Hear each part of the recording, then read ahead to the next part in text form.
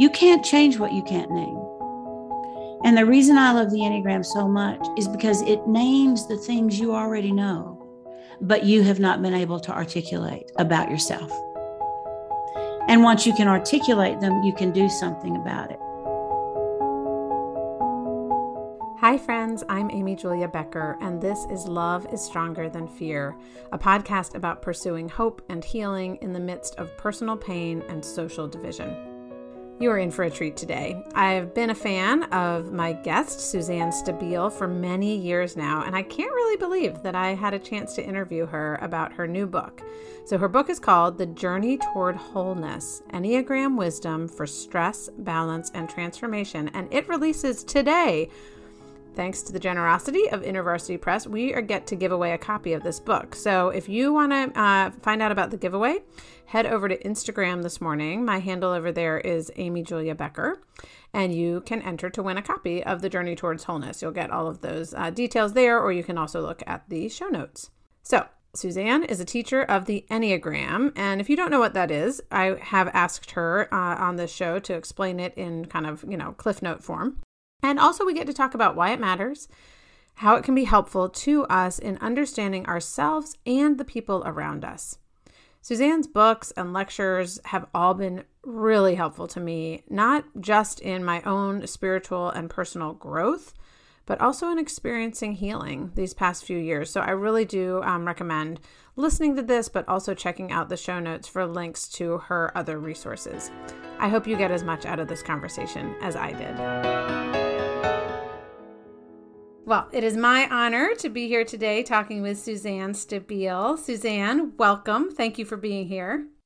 Thank you. Thank you for having me. I love to talk to folks, and I love to talk about the Enneagram, so it's a joy for me. Well, you have come to the right place. I am someone who has followed your work for many years. I've listened to you teach. I've read your books. In my mind, you need no introduction, because I've spent a lot of time with you, even though you've spent no time with me. So I'm grateful. Right. I'm grateful for that.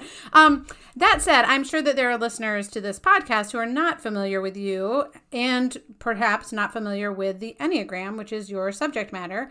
And I want to talk today about your most recent book, The Journey Towards Wholeness. But before we get into the nitty-gritty, the details of that book, I'm wondering if you can give us a big picture view. What is the Enneagram? Why does it matter? Why have you spent decades of your life bringing this truth and wisdom into the world? Well, the Enneagram is essentially about 9 ways of seeing. And when I teach a initial workshop, which is all 9 numbers, I teach each one for about 30 or 40 minutes. Mm-hmm. And I say to people when I start the day that I'm not sure they'll know their number when they leave. Generally, people do, but not 100% of the time. What I am sure of is that they'll be more compassionate. Mm.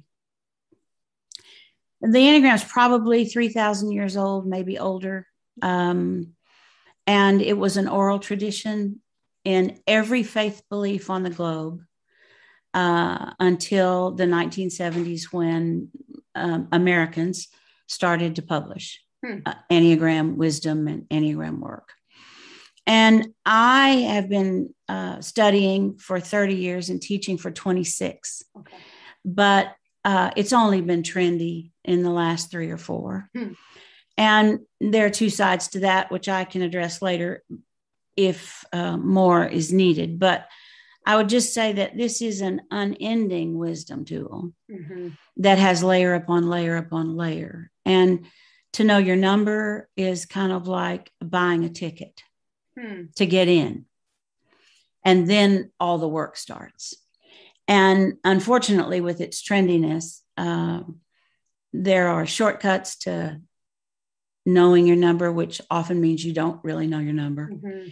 And everything stops there, which makes it so much less than it is. And yet it offers an awareness that there are 9 different ways of seeing the world, and your way isn't everybody else's. And that's the primary cause, I think, of all the disconnects that keep us dividing and circling the wagons and thinking we're right and everybody else is wrong, all that.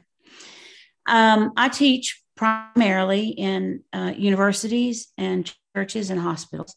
My husband, Joe, and I have our own ministry. He's a Methodist pastor, but we all have a nonprofit, and I teach out of our nonprofit. And I think I've gotten more mail during COVID than at other times, although I get a lot that said, thank you so much. This made everything easier. Because people learn how to more than tolerate one another, but make room for one another and make room for difference as they begin to learn and know and wonder and be curious about the Enneagram and about people who see differently than they do. So interesting to hear you say that, because in 2019, a couple months before COVID, so December of 2019, my husband and I, our family was on a sabbatical road trip, and we listened to your Know Your Number workshop. So we both had read both The Road Back to You and The Path Between Us. That one. Yeah. We had read both of those books, but I was like, I've listened to her too, and I really like the way she talks. So we listened to the Know Your Number series over the course of that road trip, and it did set us up well for COVID, both in terms of understanding each other, but we also, I think, have both felt that understanding, again, whether or not we actually know exactly what number someone else is, knowing these different ways to see the world, and that there are these strengths and weaknesses and particular hardships and gifts that come within each of them has been really, really helpful for us. So I will make sure we include in the show notes links to both of those books, as well as to that audio teaching, which again, it's maybe 3 hours, but it's well worth it, and was a really great conversation and understanding, I guess, empathy, compassion tool for us as a married couple, and in thinking about other people in our lives. But today, I do want to kind of hone in on this new book that you have, The Journey Towards Wholeness, and the subtitle's Enneagram Wisdom for Stress, Balance, and Transformation.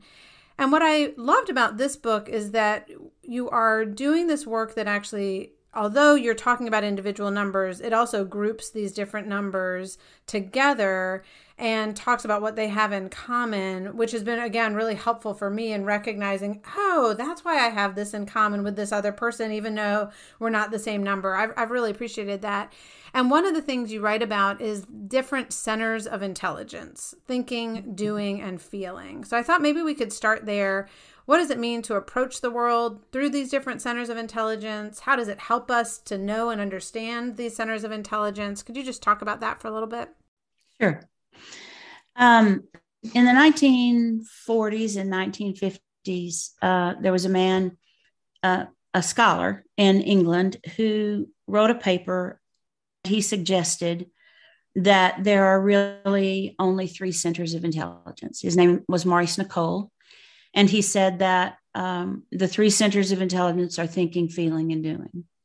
And he then went on to say that we all respond to stimulus from the world first with one of the 3, either with what do I think, what do I feel, or what am I going to do? And at the same time, the modern Enneagram was surfacing, and people were beginning to talk about it some in Europe. And another person whose name is Karen Horney, Dr. Karen Horney, a German American, also wrote a paper during that time suggesting that we either move toward people or away from people or against other people. If you take the Enneagram and you lay Maurice Nicoll's work right on top of that, then what you end up with is 3 numbers side by side that approach the world first with what do I feel? And 3 numbers side by side that receive stimulus, and their first question is, what am I going to do? And the other 3, what do I think? So to lay one piece of wisdom on top of another and have it fit in that way is pretty astonishing. Right. Then if you lay Karen Horney's work on top of that, what they found is that in each of those groups of 3, One number moves toward people, one number moves away from people, and one number moves against people. And I've changed the language moves against to stands independently, because I think that's more of what happens in those numbers. So 2s, 3s, and 4s on the Enneagram are feeling dominant. 5, 6s, and 7s are thinking dominant, and 8, 9s, and 1s are doing dominant. And they make up the triads of the Enneagram. And within those triads, there are different ways of stacking feeling, thinking, and doing, but they stack according to which one is dominant and which one is repressed. And you kind of have to learn to manage your dominant center before you can achieve any balance in your life. And this book is all about balance. Right. The Road Back to You is to help you. It's a primer so that you can know your number. Yep. The thing that comes up right after that for people is, what am I going to do with it? In the first place to apply it is in relationships, and that's the path between us. After you've done that, this is spiritual wisdom. So my third question for myself came to be, okay, what is wisdom then? If the road back to you is information and the path between us is knowledge in terms of how to apply that, then where does wisdom come? And it comes in doing our own work and in our relationship to our understanding of the Holy One, or of whomever or whatever is bigger than we are, right? Yeah. And I think that there's one more piece that I may add later if I am smart enough, long enough to do it. But this third piece is where the greatest value lies, because you can't change what you can't name. And if you don't understand how these centers of intelligence operate within you, then you don't know what to do about them. So I walk into a room as an Enneagram 2 and I feel everybody else's feelings. I know who needs what. And my next response after feeling is to do something about what I'm feeling. But thinking comes last for me.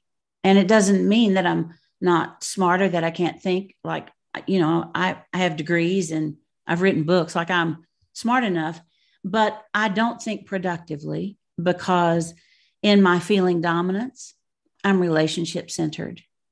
And so a great deal of my thinking is about relationships.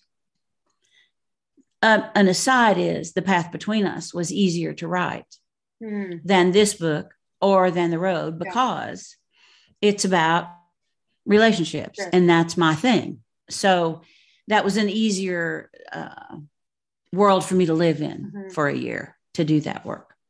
And so this third book is about doing personal work that helps you manage your dominant center, bring up your repressed center, and then try to level out using each of the 3 centers for its intended purpose.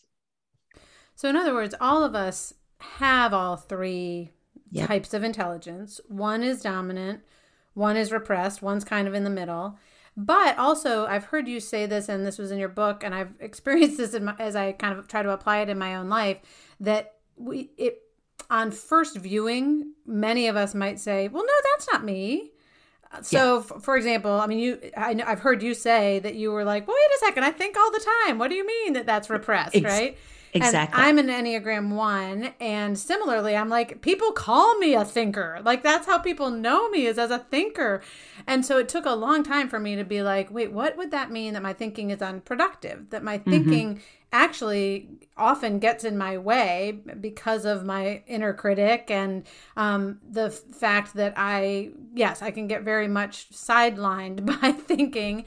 At the same time, one of the things, and you've spoken to this a little bit, but I want to ask a little bit more. You said that we all kind of respond to stimuli or take in information through these dominant centers. So in my case, that would be with doing.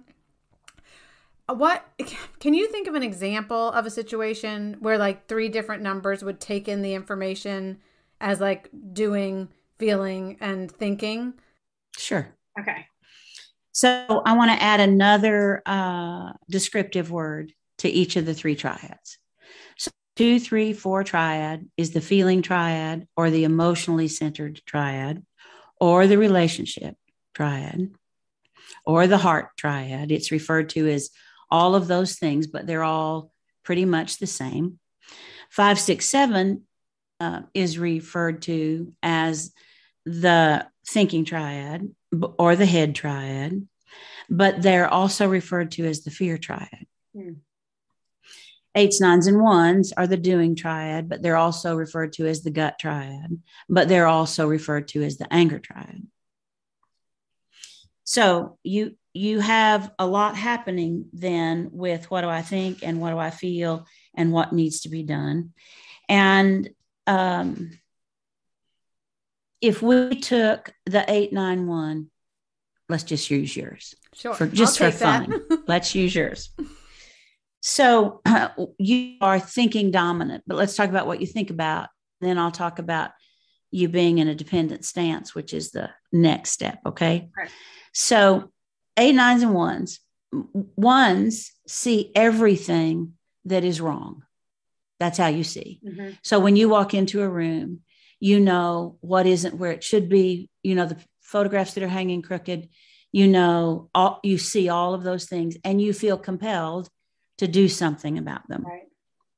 And so you are a doer, but you have feelings about what you do.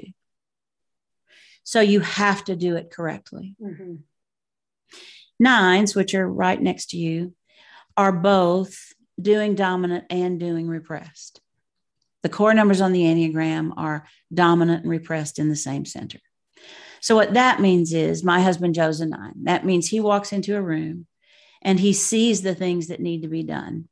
Right. But he thinks somebody ought to do that. You think I ought to do that. If I want it done correctly, right, I should do it. 8s are doing dominant, and they walk into a room and see what needs to be done, and they do what will affect the reason they came into the room. So if they're going to speak, they might straighten the photograph behind them. If not, they don't care. They do what will affect their purpose for being there. Yeah. And they get a lot done. So 8s do, and they do quickly and fast. Right. They think and do or do and think, but they don't have any feelings involved in that. 9s see what needs to be done, think somebody should do it. They do something all the time, but only sometimes is it what needs to be done. Mm-hmm. And 1s are going to do correctly and thoroughly whatever they do, which means they're limited in how much they can address of what they see, because it has to be done right and correctly. And so bringing thinking into that, just to use the 1 as the example, because I can do that easily since that's who I am, would mean before you just start doing everything that needs to be done and doing it correctly, stop and think about what those consequences would be, how important it really is that the photograph be straight, et cetera, and then make some decisions about what you're going to do. So it's not that doing is bad. It's just that if you're not involving thinking in what you're doing, you're going to end up doing a lot of things that might not need to get done or not need to get done correctly right now.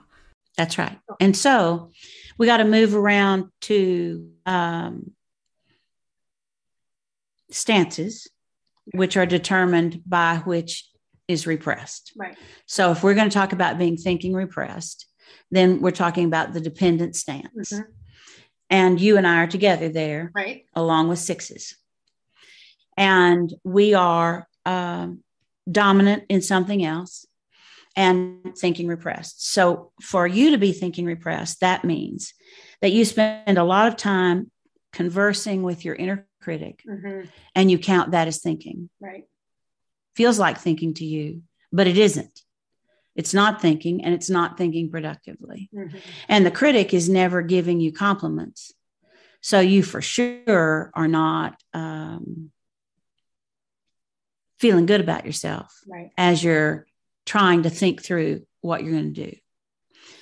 I think all the time as a 2, but 80 to 85% of my thinking is about relationships. And there are many other things that need to be thought about. I need to think about where I'm supposed to be. I need to think about what I'm going to teach this weekend. I need to think about travel. I need to think about next month. I need to think and I'm just thinking relationships all day. That's where my world is. So I have to work to think more productively. Right. 6s are in the fear triad. So they're thinking dominant, but they're also thinking repressed. And what they do is they read the world through a lens of life's a slippery slope.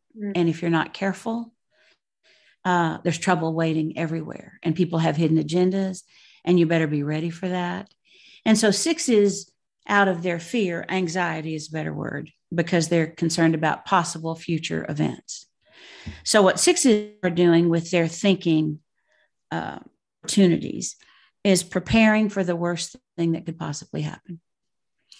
Unfortunately, that's a waste of time most of the time, because worst case scenario planning is planning for things that generally don't come to fruition. Right. So in Enneagram world, what you want to do is bring up what's repressed, not push down what's dominant. But you have to be able to manage what's dominant in order to bring up what's repressed. So if I can't manage my feelings, I can't bring up thinking, because feelings are just too big for me. Yeah. If you can't manage your doing, then you can't bring up thinking. Yeah. So the journey is, how do we look at the triad that we belong to? Head, heart, gut, or thinking, feeling, doing. And learn to discipline ourselves in our dominant center, supported by the middle center, so that we can bring up thinking. So here's an example. As a 2, I walk into a room and I know what people are feeling. So as I start to move towards somebody, because I want to do something about feelings, I've learned to ask myself 3 questions. And the questions are, why am I moving toward this person? What, if anything, do I expect to get in return? And does the other person want my help? Now that then helps me think about what I'm about to do.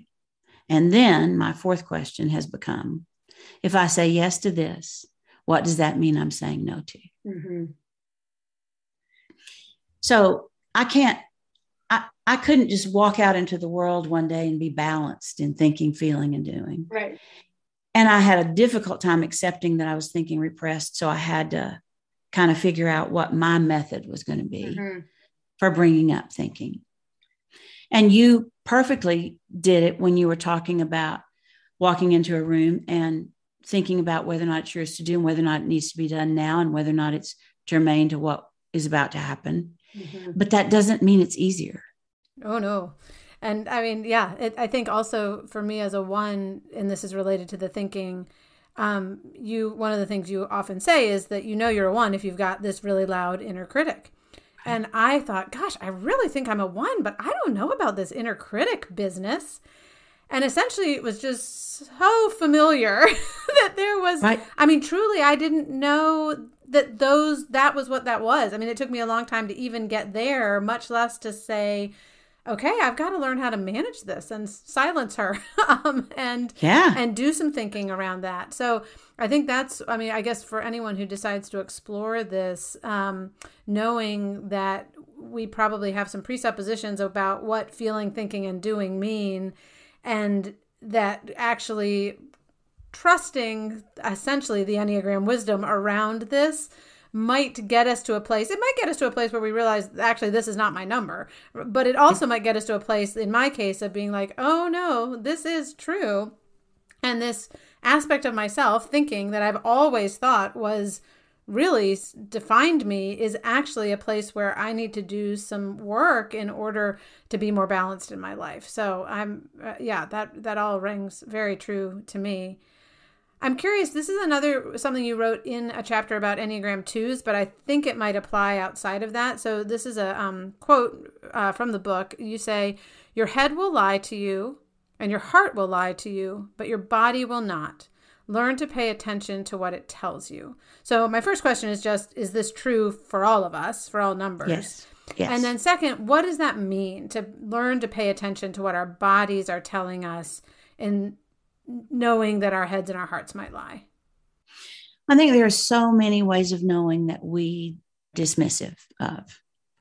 So if we have a semi-mystical experience, if I've just talked to somebody yesterday whose grandmother died, and she has talked to him since she died.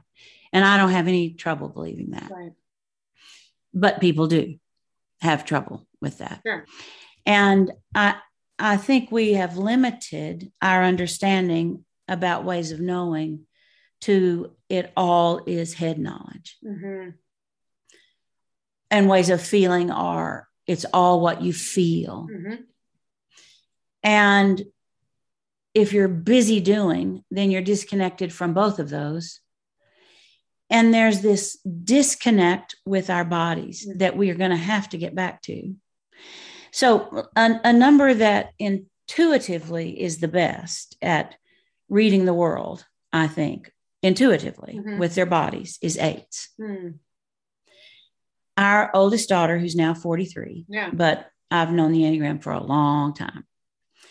And for many listeners may not know that my husband is a former Catholic priest, and I was a single mom with 3 kids, and he and I married, and he became a Methodist minister. And in our first Methodist church, she was in the 3rd grade, I believe, 2nd or 3rd. And first Sunday, we walked in, sat down, children and me, and she said, "Mom, you see that lady down there in the red coat?" And I said, "Yeah." And she said, "You can't trust her. She's not a good person." And I said, "Well, Joey, we don't know her. And they brought dinner to the parsonage when we moved in, and she seems pretty nice." And this little bitty girl looked at me and said, "Do what you want." And that woman was a snake in the grass. And I'm telling you, Joey doesn't ever miss it. She just doesn't miss it. Yeah. And she reads it all in her gut. 8, 9s, and 1s have an intuitive way of connecting with the world. So that is actually pretty easy for you if you connect to your body. But you have to connect and understand to differentiate after that. So, for example, if we talked about 8s, 9s, and 1s connecting to your gut because you're in the intuitive gut triad, Joey automatically reads who you can't trust. She and Billy, her husband, who's a 9, were in the Target parking lot one day as school started. They got the boys in the car with them, and they're in the parking lot, and it's wide parking lot, and it's crowded, and one car is coming toward them and one car is in front of them. And those 2 cars decide to go for the same parking place. And I mean, they're serious about it. And Joey grabbed her belly, and she looked over, and Billy was holding his too. And she said, "Do you feel that?" And he said, "Yes." And she said, "Isn't it great?" As an 8, she said, "Isn't it great?" And as a 9, he said, "No, like I'm nauseous." Right. You would feel it in your body as a 1 and know which car got there first and who should get the parking place. Right. But when we don't listen to our bodies, we miss that. And I'm just saying, heart people need to learn to listen to their bodies, because your heart will tell you stories about people and about your relationship with people that are not true, both on the good side and on the bad side. And head people trust thinking way too much. They manage their fear using their heads. And you can't use one center to manage any challenge. You have to learn to use all 3. And do you think, as far as the kind of listening to your body, you're giving some examples that are very visceral and immediate and almost subconscious, right? Like holding your belly and not even noticing you're doing that. But are there any practices or like deliberate steps that people could take in order to do that more if they're not instinctively, or even if they're not noticing that they're doing it instinctively? Yeah. So, I teach everything by telling stories. So here comes another one. We'll take it. I was an athlete. I started out as a high school basketball coach and then college basketball coach. I'm pretty strong and well put together, and I'm old now and I've lost a lot of that. But I started having trouble with my back, a lot of trouble. Now, remember, I'm a 2 on the Enneagram. So I read feelings and then I try to do something about feelings. Mm-hmm. But the feelings that I read are never my own, mm-hmm. always somebody else's. I live in Dallas. We've got really good docs to choose from. And I go to a top-notch back doctor, orthopedic guy, who said, "How long have you been carrying the weight of the world on your back?" And I had to have major back surgery because I was carrying everything that I was feeling and trying to do something about without ever thinking about whether or not it was mine to do. Right. And so I think that, and some Enneagram authors have written about it, that there are different parts of your body that respond to being overused mm-hmm. and underused and not being used well. Right. And I'm really not good at it, but I'm beginning to really encourage people to do yoga. Mm-hmm. We have a subscription. I don't know all the the technical terms. Yeah, we can put it in the show notes, whatever it is. We'll ask Joel. Oh yeah, well, we have a subscription service and it's called The Table. Okay, and we're bringing in different people who will teach different things that we think help with Enneagram work. So we have a good friend who lives in Minneapolis. Her name's Courtney Perry. And she, after doing a 3-year apprentice program with me, she started Yenneagram. And that's yoga and the Enneagram connecting. Huh. And she's working with yoga and head, heart, and gut, which all fits, right? I think there are ways that we can live more holistic lives far beyond what I'm talking about as a journey toward wholeness. But I don't see a path forward unless we learn to balance head, heart, and gut, thinking, feeling, and doing. I don't see a way forward that is going to be healthy unless we find some balance in all that we're doing. Right. And we are just an imbalanced society. Amen to that. And it's so, we don't need to go into all this, but I will just add to this conversation. You had your back issues when I was in high school, knowing nothing about the Enneagram. That came much, much later. But my stomach was paralyzed, literally, like hospitalized, because my gut could not handle the world. And there was no, discernible physical cause. So that's it. Just to underscore your point that our bodies convey a lot of information if we are willing to do the emotional and spiritual work to make those connections and trust that they are wise tellers of truth to us. Yeah. And I think I just have to go back to it again and say, you can't change what you can't name. Mm-hmm.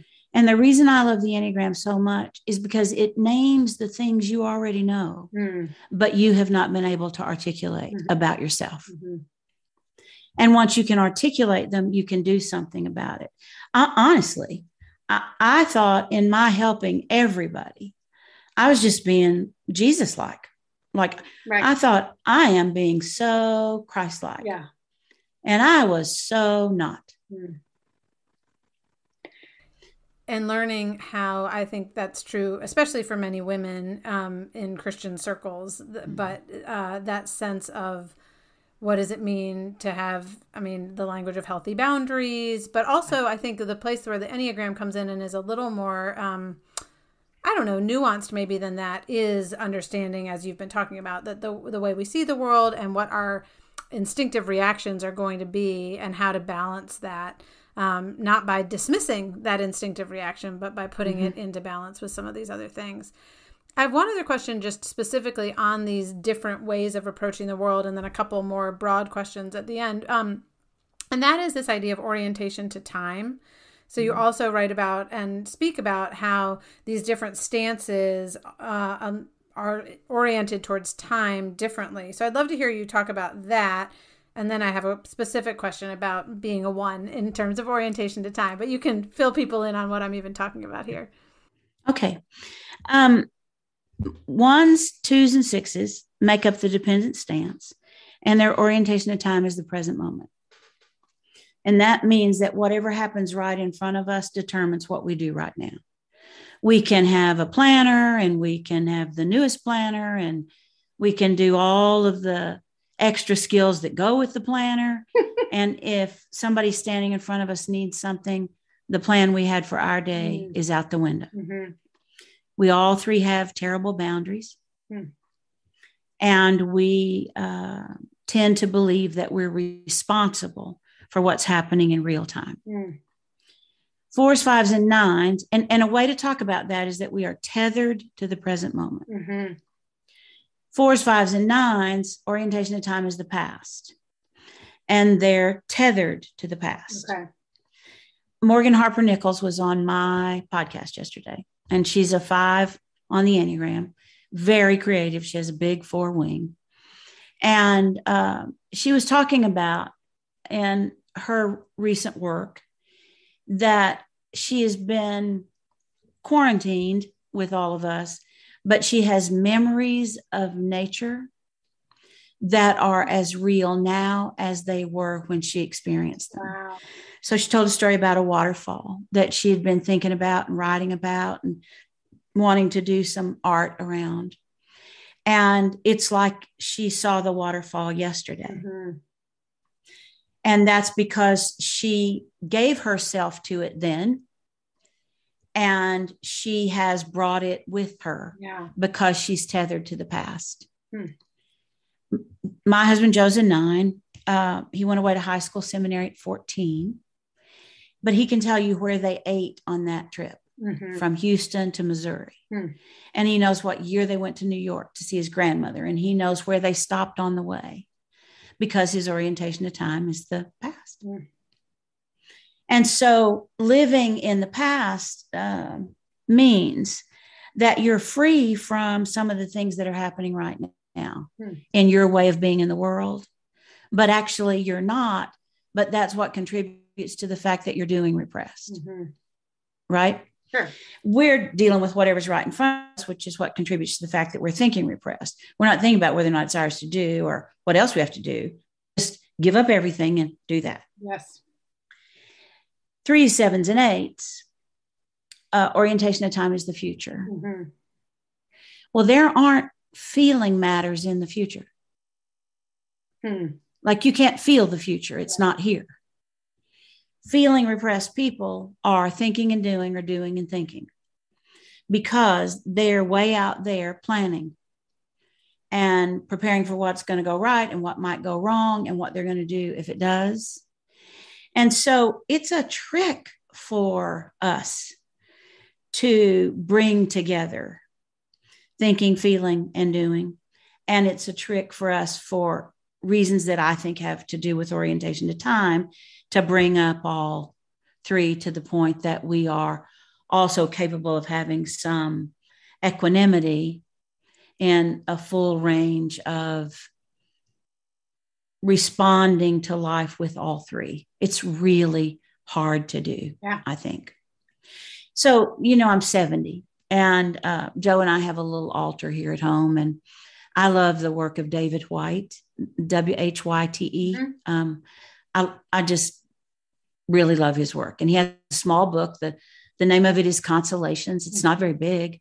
And it was on our altar. I had to put it away for a while. I just had to have a break. But I was flipping through, and every day is a word. And then it's just a challenge. This is what this might really mean. And I had read some words that were all really getting to me. And I kind of flipped around and I saw maturity. And I thought, well, I've got that one. I need an easy day today. So I'm going to read that one. Okay.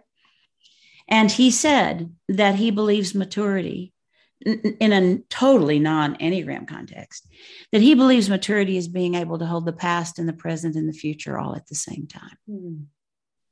And that was all the affirmation I needed to know, that was work that I needed to keep talking about, that we need to do.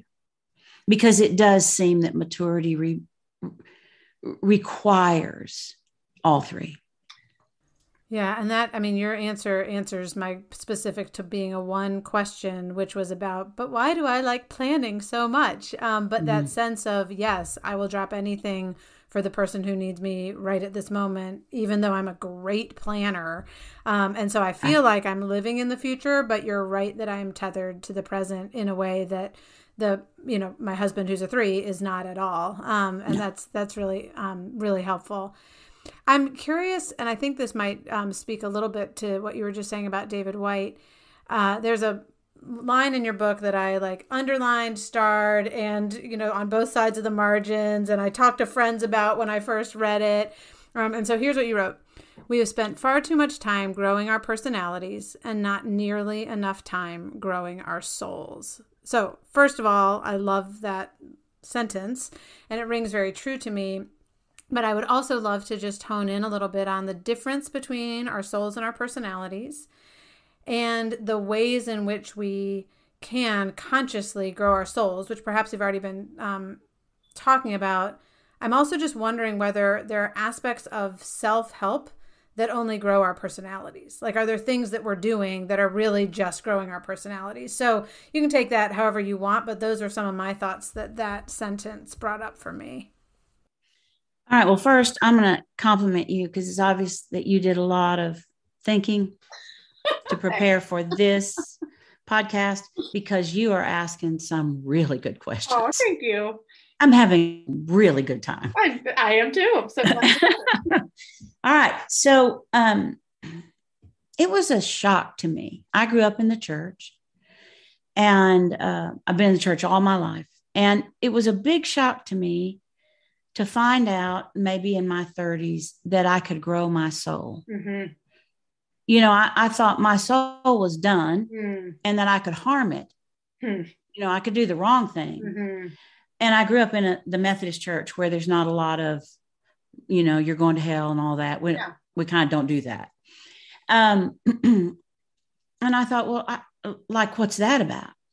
And then I started reading Richard Rohr and Thomas Merton. Mm-hmm. And there's all this true self, false self, big S self, little s self, all of that. And that all fed into what is soul. And then I heard somebody say that your soul is essence. Mm-hmm.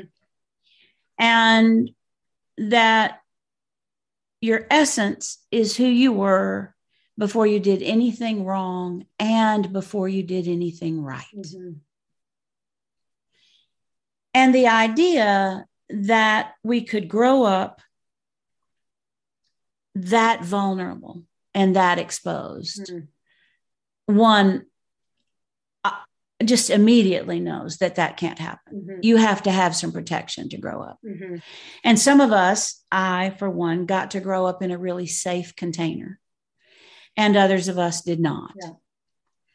And you make your way in the world by adding on personality. So we have 9 grandchildren, and our children and grandchildren all live here in the Dallas area.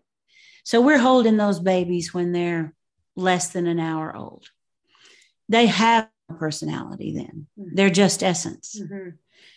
But as soon as you try to get a baby to smile at you when they're not smiling, mm-hmm.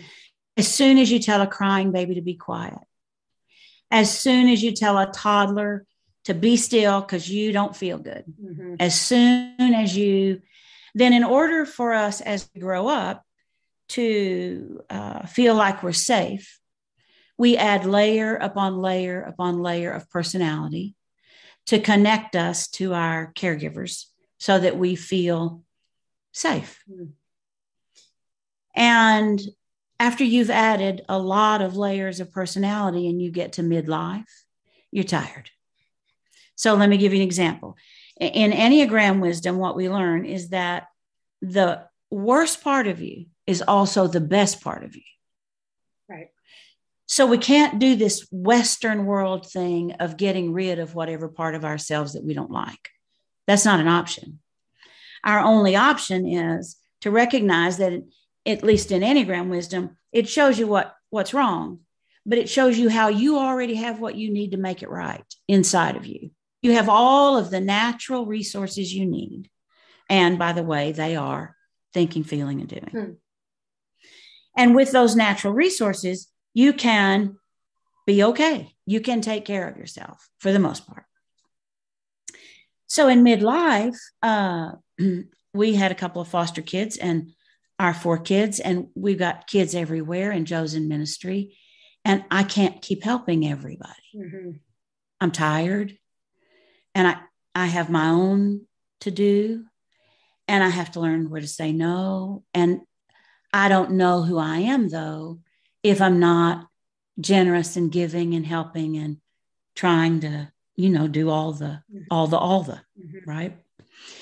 And what begins to happen when we approach life from a more balanced place in thinking, feeling, and doing, what begins to happen then is personality, we allow it to fall away.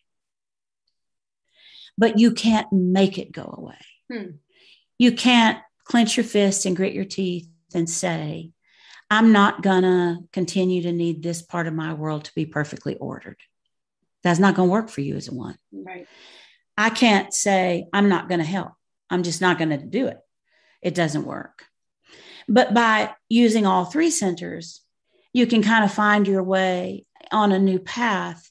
And then parts of your personality that you just don't need anymore, that you needed as a child, mm-hmm. but you don't need now, can start to fall away. Mm-hmm. And then you are a healthier person, living a more holistic life, doing more of what's yours to do. You have shared that you're familiar with my work, and so you probably know that the question I ask myself every day is, what is mine to do? Mm-hmm. And that grew out of me thinking everything that happened in front of me was mine to do. Right. And that's just not true. Right. It's a good question for me to be asking myself every day too, probably for all of us, many of us, I don't know. Yeah. And it's interesting though to even think about that, because for some of us, I think you and me included, it will be usually, what do I need to say no to? Right. Whereas there are other numbers where the instinct is the opposite, and it's what is mine to do? What are those things I need to say yes to? So again, similar questions, but different ways of seeing, thinking, doing, and feeling. So that's just that alone tells us so much of the diversity, even though there's so many of the same challenges we face, but just in different ways. So as we come to a close, did you want to say something? I don't want to. Well, I just want to say one more thing. If you think about aggressive numbers, 3s, 7s, and 8s, then what they have to ask is, what do I need to not insert myself into? You and I in the dependent stance wait for a stimulus that's in front of us. Mm-hmm. And there are plenty. But 3s, 7s, and 8s see themselves as the leaders in the room when they walk in the room. Right. So the question for them becomes things like this. Here's a teaching I have, particularly for 8s, but for all 3 of those numbers. You can't lead a group that you haven't joined. They're not going to follow you. Right. So lots of times, aggressive numbers think faster than the rest of us do. Not more correctly necessarily, but faster. Mm-hmm. And they end up taking over intuitively. Mm-hmm. So part of their work is they got to walk in, find out what's happening first, mm-hmm. before they rise up and say, da, da, da, da, I'm here to save the day. Right? Because that's their natural intuition.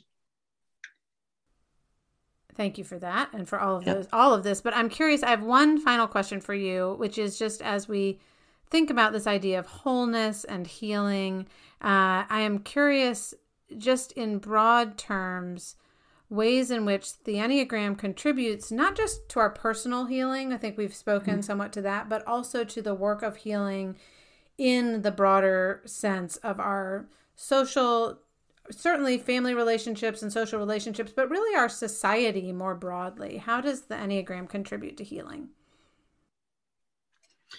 I'm gonna say something, but I don't want to get any more specific than what I say. All right. Okay.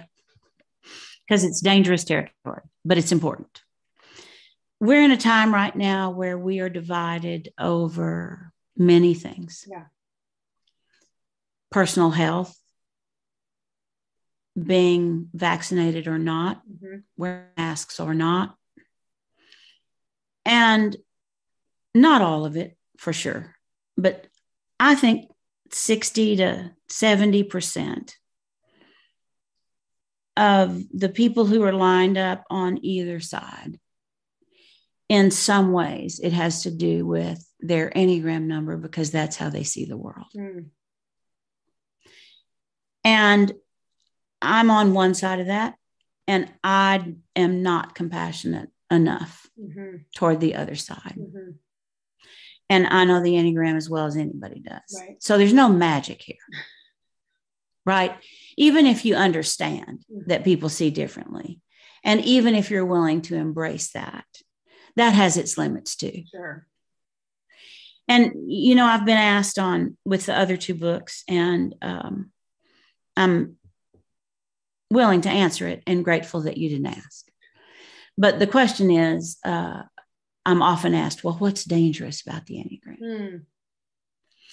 And my only answer is it's dangerous to take it to be more than it is. It's one really great spiritual wisdom tool. And it's actually much better if you use it with others. It's better if you have a contemplative practice and you know the Enneagram. It's better if you have a spiritual practice of baking bread or gardening, or that something that connects you to God. It's better if you have that with the Enneagram. Yeah. Because it too can become exclusive, and we're in the know and you're not. And, you know, there's not a thing you can say about the Enneagram using numbers that you can't say without using numbers. Right. You know, you don't have to say I'm a 1 on the Enneagram. You can say, here's what I'm learning about myself, right? And I don't know what the question is anymore. Healing, social healing. Okay, thank you. So I think recognizing that other people are in the same room and they see the same thing that you see, but they don't. Right, they see it differently. And they don't process it the same way that you process it. See, that's the support center. You take in information with your dominant center. You process it with your dominant center and your support center. And your repressed center is left out of the whole thing. Right.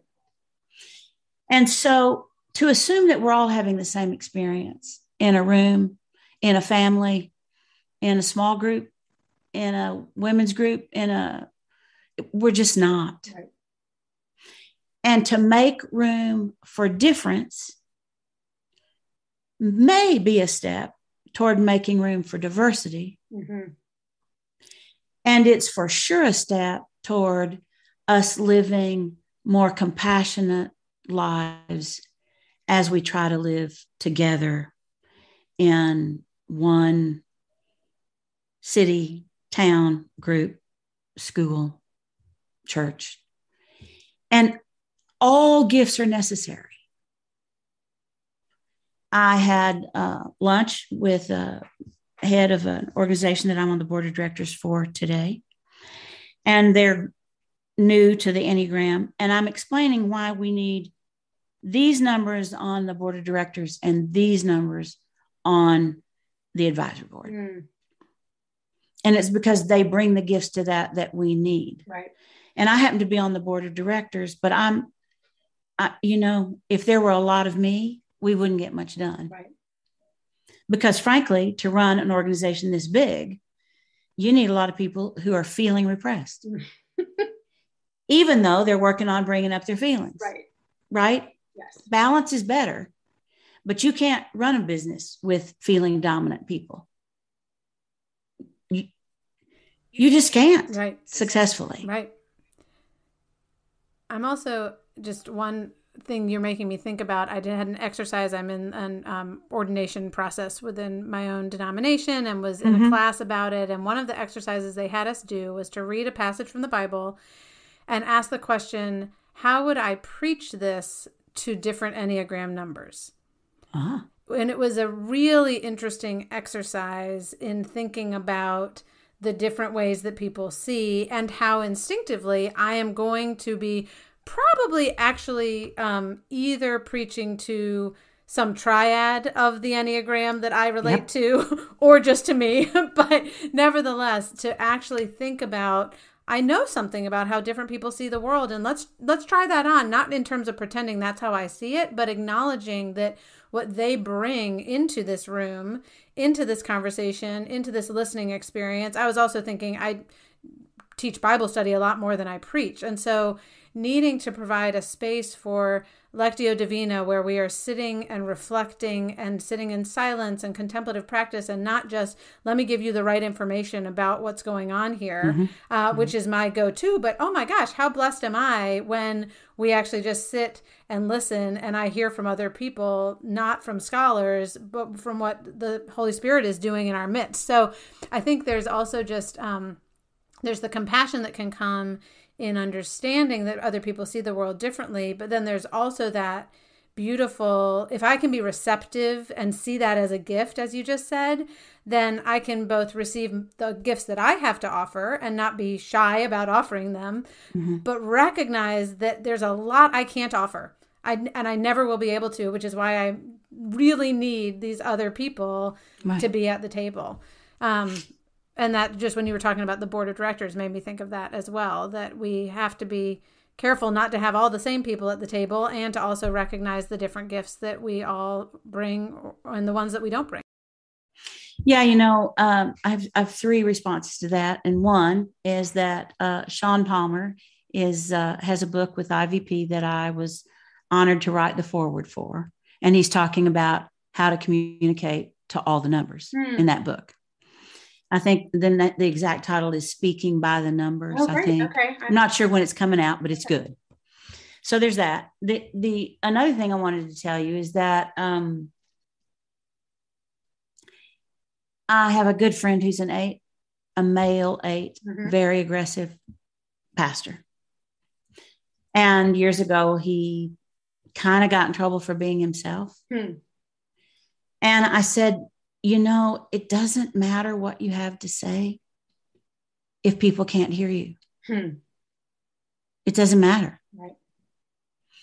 And we don't all hear the way you do. So you kind of have to, you got to get that figured out. Right. If you want to communicate well to all of us. And in terms of preaching, I've said to my husband for years, you're never going to preach to all 9 numbers and make them happy. Right. So whatever they tell you at the door as they're leaving church, you can't take it very seriously on either side. I do think that there are gospel stories for every Enneagram number. And I'll tell you quickly the one that gets me the most. Yeah.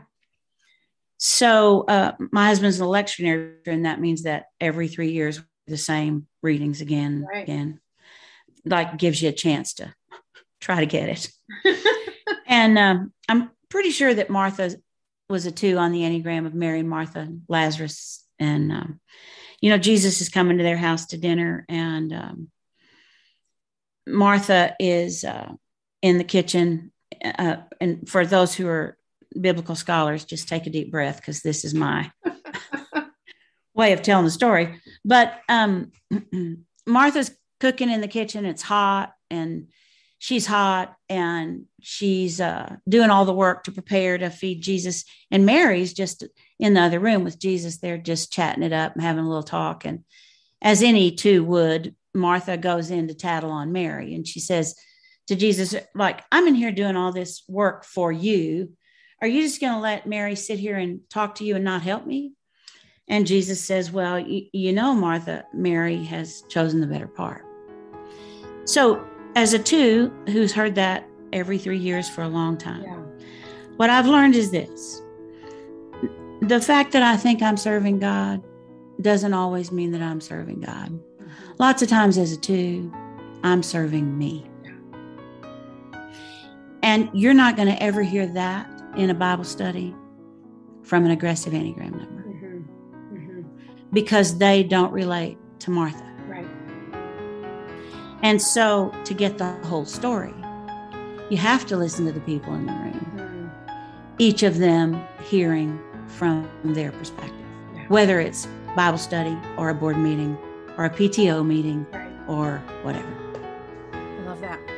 Well, I could ask you questions for the next 3 hours, but I'm not going to do that. I'm just going to say thank you so much for sharing this wisdom with us. And I will really encourage anyone who's listening here to make sure they check out your books and your teaching, your audio teaching, your podcast, all of what you are offering from your gifts into the world. Thank you for that. Thank you. It's so nice to meet you. I hope our paths cross somewhere. Me too. I would love that.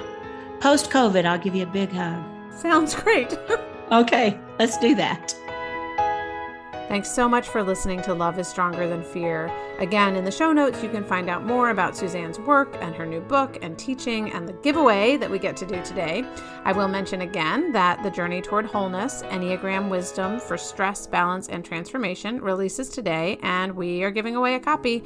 You also can check out my Instagram page at Amy Julia Becker to find out more details. And of course, I always am hopeful that you will share this episode, subscribe to this podcast, give it a rating or review wherever you find your podcasts, and that way even more people can benefit from these conversations.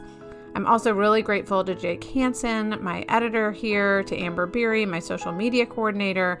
They both support this show and make it happen, and I'm really grateful for them.